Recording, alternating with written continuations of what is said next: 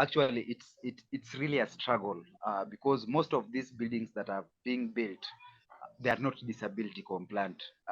Let's say here in the capital city of Nairobi, Kenya, we are really struggling to meet the constructors or organizations such as studies that are really dealing with the buildings so that we can partner and we tell them that even as you build those buildings, put in mind that we have people who have mobility issues.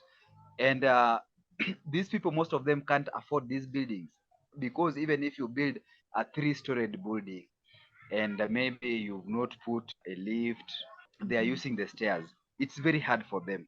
For example, those ones who can't, who are suffering from both spina bifida and hydrocephalus. You know, they have to. How do I say? They they really walk using their buttocks, like uh, uh, they move down using.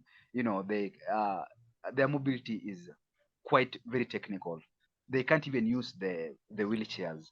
It's a hard term to use. They use the buttocks to to move from one floor to another, one floor to another, as they come down before maybe they can reach a level ground where they can use their wheelchairs. But I think we can really appreciate the fact that we are growing as a country, and some of these buildings are being built putting in mind that we have a lot of people living with disability. But you see, it's still in a minimal state because most of the buildings are not disability compliant. Very few are disability compliant. So we are really asking these guys who are really uh, into real estate to consider. And that's why actually we are really working closely with Teddy because he's a chairman of a very big estate in here in Nairobi. And also, if you look at the network, it's really a big estate. So we are saying, as you people build more houses, put in mind that we have people who are living with disability who really don't really need those stairs.